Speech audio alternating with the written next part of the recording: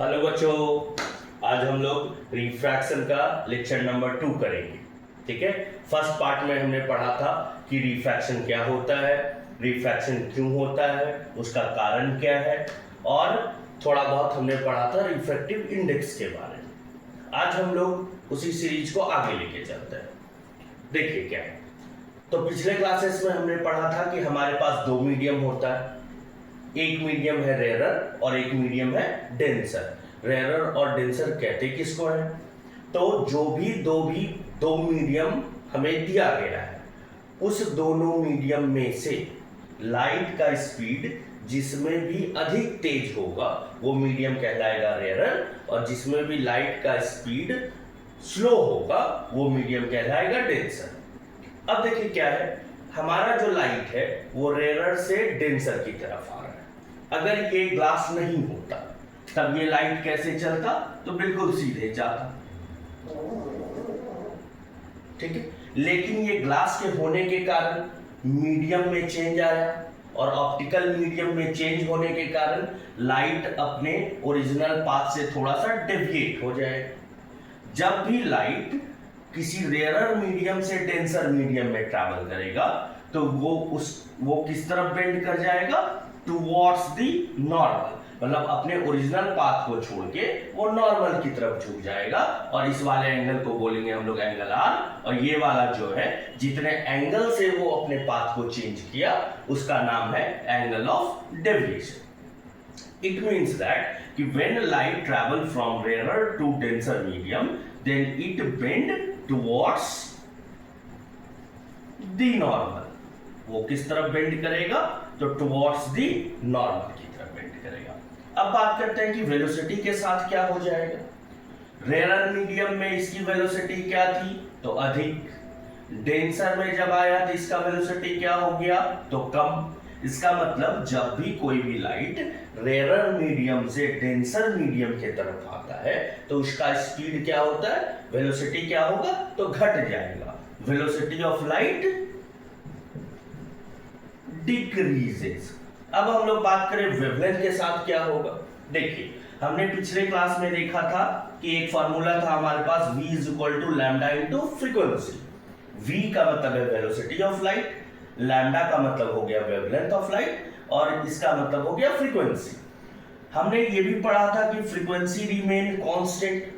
Frequency जब भी refraction होता है फ्रीक्वेंसी में कोई भी चेंजेस नहीं आएगा। जब भी किसी कांस्टेंट को अगर हम लोग हटा दें तो ये इक्वल साइन कन्वर्ट होके प्रोपोर्शनल साइन में चेंज होता है, और ये हमारे पास हो जाएगा v is directly proportional to lambda.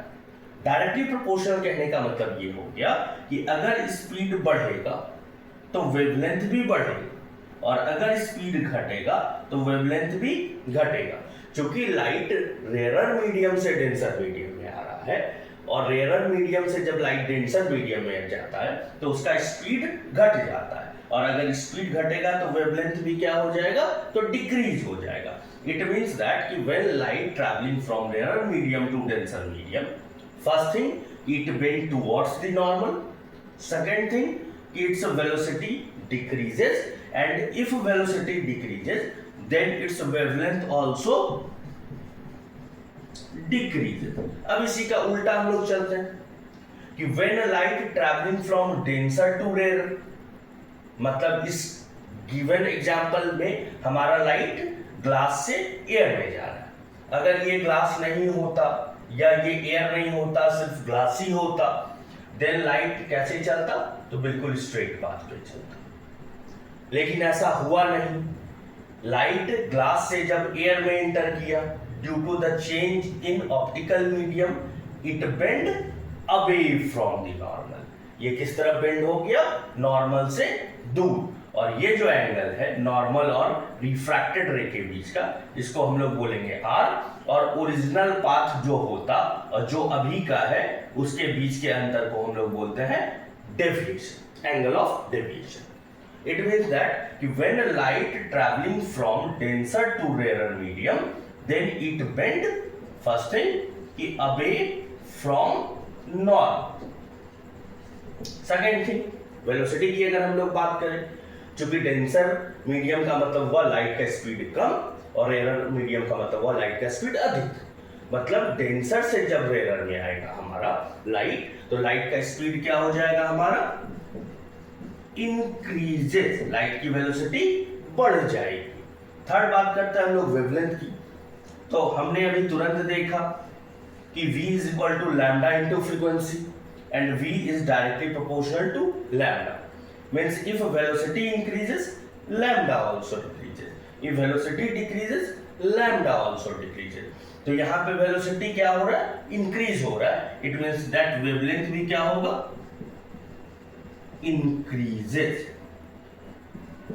चलिए, ये तो एक बेसिक सा कंसेप्ट था हमारा कि when light travelling from rare to denser और डेंसर टू रेयर, तो लाइट के साथ क्या क्या चीजें हो सकती है। ठीक है, तो फर्स्ट थिंग कि when light travelling from rare to denser, then it bend toward the normal, its velocity decreases, and if velocity decreases then its wavelength also decreases. In this case, when light traveling from denser to rarer, then it bend away from the normal and its velocity increases, and if velocity increases then wavelength also increases. ठीक है, चलिए अब हम लोग आगे बढ़ते हैं topic में, और अब हम लोग पढ़ेंगे लॉज ऑफ रिफ्रैक्शन के बारे में। रिफ्लेक्शन का भी दो लॉज था हमारे पास। रिफ्लेक्शन का लॉ क्या कहता था कि angle I is equal to angle R and incident ray, reflected ray and the normal, all three lies on the same plane. यहां पे अगर हम लोग बात करें लॉज ऑफ रिफ्रैक्शन,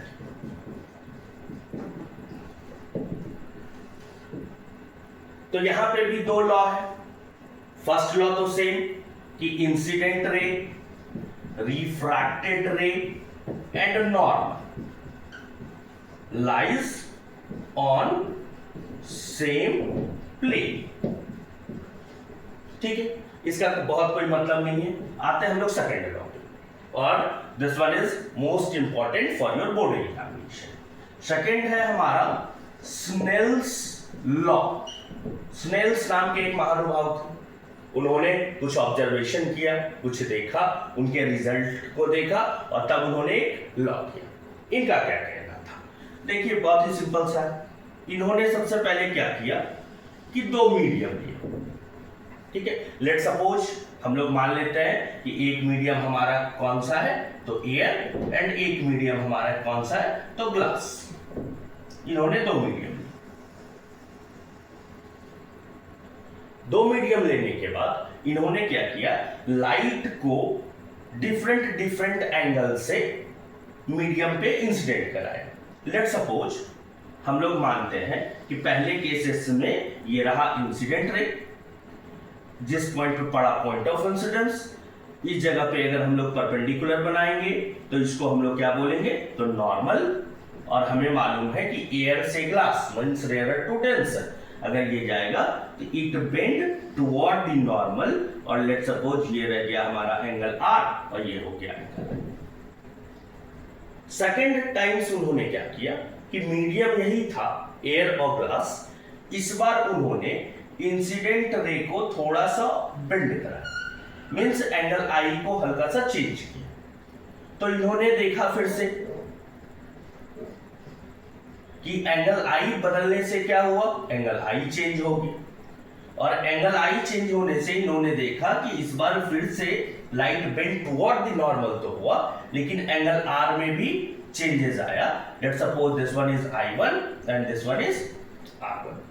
ठीक, थर्ड टाइम उन्होंने क्या किया कि एंगल I को और थोड़ा सा बढ़ाया या घटा के देखा, मींस इससे चेंज करके ये किया, इसके बाद उन्होंने फिर से चेंज करके कोई दूसरा एंगल, डिफरेंट एंगल लिया। फिर से उन्होंने पाया कि लेट सपोज अगर ये एंगल I2 था तो एंगल R भी फिर से क्या हुआ, तो चेंज हुआ, और ये बना हमारा R2। मतलब पहला उनका ऑब्जर्वेशन क्या था कि when light travelling from one medium to another medium, then as change in incident angle of refraction also changes. ये कौन सी बड़ी बात है, ये कौन सा लॉ है। लेकिन ऐसा था कि स्नेल चचा जो थे ना थोड़ा मैथमेटिक्स के भी ज्ञाता थे, मैथ्स भी काफी पढ़े हुए थे। तो इन्होंने ये देखने के बाद इस जगह पर उन्होंने साइन के साथ यहां का एंगल आई लगाया और साइन के ही साथ यहां का एंगल आर लगाया। उनको एक रिजल्ट मिला, एक नंबर मिला उनको। फिर यहां पे उन्होंने सेम चीज किया, साइन के साथ यहां का एंगल लगाया और साइन के साथ यहां का एंगल आर यूज किया उन्होंने। फिर सेम चीज उन्होंने इसके भी साथ की, इस जगह पे साइन के साथ यहां का एंगल यूज किया और डिवाइड में साइन के साथ यहां का एंगल आर यूज किया। ये करने के बाद टू हिज सरप्राइज उनको ये बहुत चौंका देने वाला रिजल्ट मिला कि इस जगह पे साइन आई और साइन आर का जो वैल्यू आ रहा था और इस जगह पे जो वैल्यू आ रहा था और इस जगह पे जो वैल्यू आ रहा था, ये तीनों का तीनों वैल्यू सेम था। इसके बाद उन्होंने दुनिया के सामने ये बताया कि अगर आपके पास दो फिक्स्ड मीडियम आपने लेके रखा हुआ है तो जैसे जैसे एंगल आई को बदलेंगे आर भी वैसे वैसे चेंज होगा, लेकिन एक चीज है जो चेंज नहीं होगा, वो है साइन के साथ आई और आर का रेशियो। और ये जो है विच इज इक्वल टू, जो बाद में उनको मिला रिजल्ट, ये इक्वल टू था refractive index of second medium divided by refractive index of first medium, और इसी को हम लोग बोलते हैं स्नेल्स लॉ। ठीक है, समझिए बात। Snell's law is nothing, it simply state that for the two given fixed medium, the ratio of sin I to the sin R always remain constant, and which is equal to the refractive index of second medium divided by the refractive index of first medium. Means Snell's law only states that if for two given fixed medium,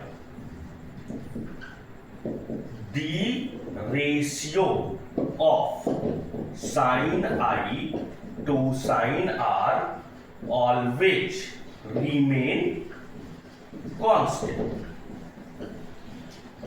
ठीक है, and constant is what? तो n2 divided by n1 means refractive index of second medium divided by refractive index of first medium. ठीक है, और ये जो word लिखा हुआ है for the two given fixed medium, इसका क्या मतलब हुआ?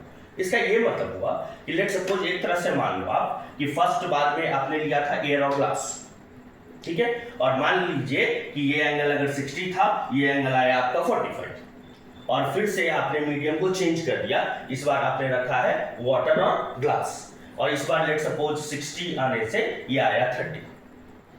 तो फर्स्ट केसेस में जब एयर और ग्लास था और सेकंड केसेस में जब वाटर और ग्लास था, अगर इस जगह पे इन दोनों कंडीशन में अगर फर्स्ट टाइम आप एयर और ग्लास वाले में अगर साइन आई साइन आर लगाएंगे और वाटर और ग्लास वाले में अगर साइन और साइन आर का रेशियो करेंगे, ये दोनों इक्वल नहीं होगा। ये सिर्फ और सिर्फ तभी होगा जब आपने जो भी दो मीडियम लिया है वो दोनों मीडियम आपने फिक्स्ड रखा है। मतलब कि इस जगह के लिए भी एयर और ग्लास, यहां के लिए भी एयर और ग्लास, और इस जगह के लिए भी एयर और ग्लास। अगर दो मीडियम आपने फिक्स्ड करके रखा है, then only the ratio of sin I to the sin R always remain constant, and the constant is equal to what? The refractive index of second medium to the refractive index of first medium. चलिए अब आगे हम लोग थोड़ा और बढ़े। Laws के बारे में तो हम समझ गए कि लॉ कहता है कि पहला लॉ कि incident ray, refracted ray and normal all three lies on the same plane, and second is Snell's law. Snell's law only state that if you change angle I, angle R also changes, but the ratio of I and R with sin always remain constant, and that constant is equal to n2 divided by n1. अब हम लोग थोड़ा और आगे बढ़े।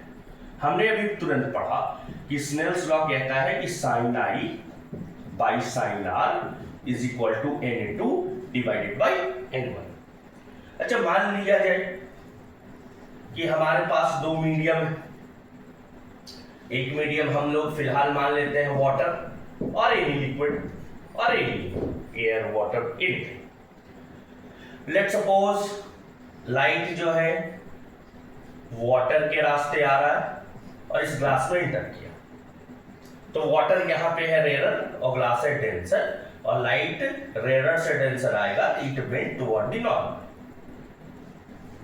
ये जो angle हुआ हमारे पास ये है एंगल आई, और ये जो नॉर्मल और रिफ्रैक्टेड रे के बीच का एंगल है।